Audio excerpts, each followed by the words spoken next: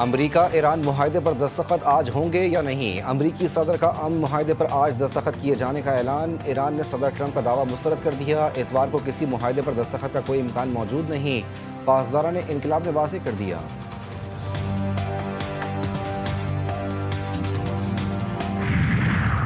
بانی P T I کہتے تھے ملک ڈیفالٹ ہونے والا ہے، کوئی سرمایہ کاری نہ کرے۔ وزیر اطلاعات عطا تارڑ کہتے ہیں اپوزیشن میں تھے تب بھی پیشکش کی تھی، اب حکومت میں ہو کر بھی بات چیت کی دعوت دے رہے ہیں۔ قومی اسمبلی میں اظہار خیال۔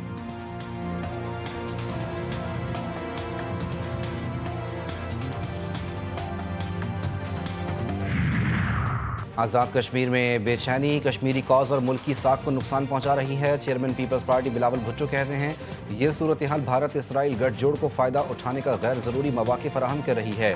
مظاہرین سے اپیل ہے کہ احتجاج پر امن طور پر ختم کریں۔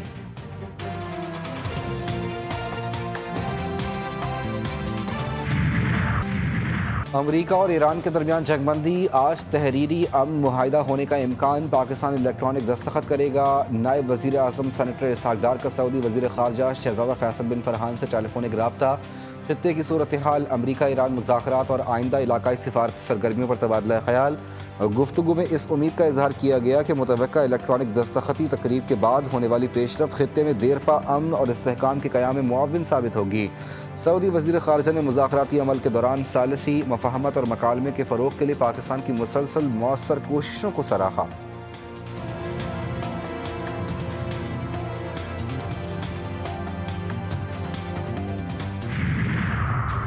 معاہدہ پائیدار، دیر پا امن یقینی بنانے والا ہونا چاہیے۔ برطانوی وزیر اعظم نے ایران سے متعلق مجوزہ معاہدے کی حمایت کر دی۔ امریکی صدر ڈونلڈ ٹرمپ سے ٹیلی فونک گفتگو، سر کیئر اسٹارمر نے امن معاہدے پر عمل درآمد کے لیے مکمل تعاون کی پیشکش کر دی۔ بولے برطانیہ امن معاہدے کی کامیابی کو یقینی بنانے کے لیے بین الاقوامی شراکت داروں کے ساتھ مکمل کام کرے گا۔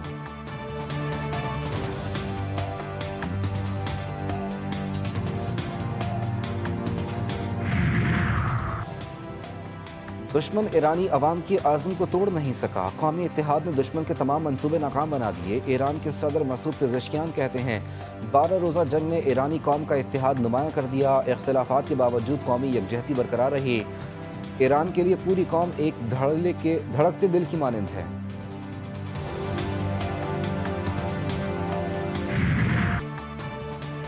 بجٹ میں سرکاری ملازمین کے لیے تنخواہوں میں اضافے کا اعلان، سرکاری ملازمین نے خوشائن قرار دیا۔ مزدور طبقے کا تشویش کا اظہار، نجی اداروں میں عمل درآمد ہمیشہ ایک بڑا چیلنج۔ تنخواہ دار طبقے کا کہنا ہے کہ مہنگائی بہت بڑھ گئی ہے، گھر کا خرچ چلانا مشکل ہو گیا، اگر حکومت نے کم از کم اجرت مقرر کی ہے تو ہمیں بھی وہ ملنی چاہیے۔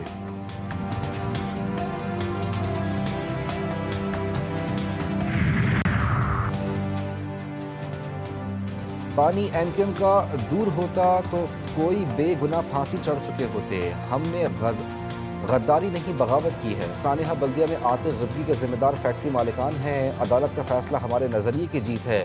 ایم کیو ایم رہنما مصطفیٰ کمال کی نیوز کانفرنس، کہتے ہیں سانحہ بلدیہ کے کیس میں بے گناہوں کو شامل کیا گیا، پورا پاکستان 10 منٹ میں کیس سن لیتا تو پتہ چل جاتا کیس جھوٹا ہے۔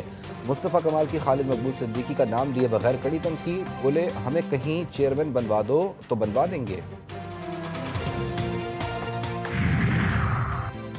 میئر کراچی مرتضی وہاب کا عظیم پورہ فلائی اوور کا دورہ، میڈیا سے گفتگو میں ایم کیو ایم پر خوب تنقید کی، بولے پہلی پارٹی دیکھی ہے جس میں ایک کہتا ہے وہ پارٹی کا چیئرمین ہے، دوسرا کہتا ہے وہ چیئرمین ہے، 5 وزیر اعظم گزر گئے، K4 منصوبہ مکمل نہیں ہوا، ایم کیو ایم تو خود بجٹ میں شامل تھی، کیوں کراچی کے لیے آواز نہیں اٹھائی؟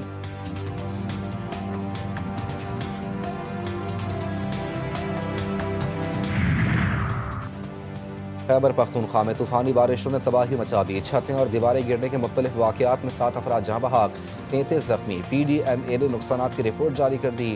حادثات بنو، شانگلہ اور مانسہرہ میں پیش آئے۔ خیبر پختونخوا کے بالائی علاقوں میں گلیشیائی جھیلوں کے پھٹنے کا بھی خدشہ، شدید گرمی اور بارشوں سے گلیشیئرز تیزی سے پگھلنے لگے۔ چترال، دیر، سوات، کوہستان اور مانسہرہ کے ڈپٹی کمشنرز کو ہدایات جاری۔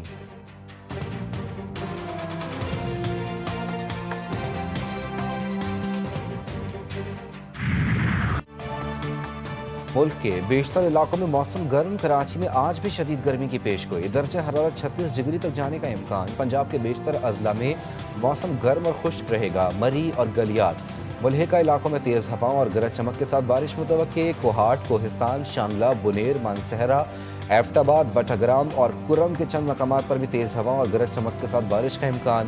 بالائی سندھ میں بعض مقامات پر گرد آلود ہوائیں چلنے کی پیش گوئی۔ ایبٹ آباد میں موسم نے رنگ بدل لیا، گلیات میں سیاحوں کا سیلاب امڈ آیا۔ گھنے جنگلات سے اٹھتے دھند کے بادلوں اور ہلکی بارش سے موسم خوشگوار۔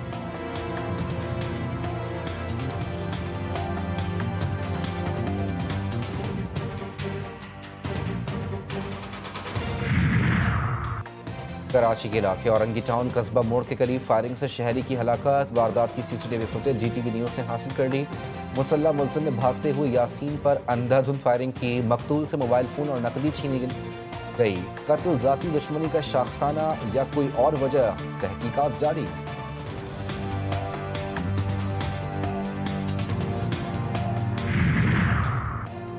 کوئٹہ میں خاتون ڈاکٹر پر تیزاب گردی کے خلاف ینگ ڈاکٹرز کا احتجاجی کیمپ 8ویں روز بھی جاری۔ مطالبات سننے کے لیے تاحال ہم سے سنجیدہ مذاکرات نہیں کیے گئے، مظاہرین کا شکوہ۔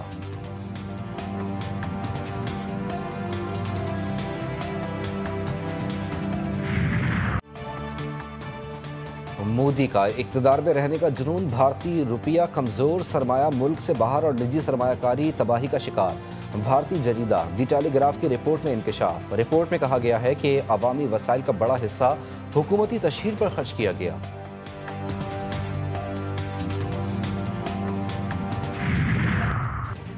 ویمنز T20 ورلڈ کپ میں آج روایتی حریف پاکستان اور بھارت کی ٹیمیں برمنگھم میں ٹکرائیں گی۔ میچ پاکستانی وقت کے مطابق شام 6:30 پر شروع ہوگا۔ کپتان فاطمہ ثنا کہتی ہیں میچ کا کوئی خاص پریشر نہیں ہے، بھارت کے خلاف بہترین کھیل پیش کرنے کی کوشش کریں گے۔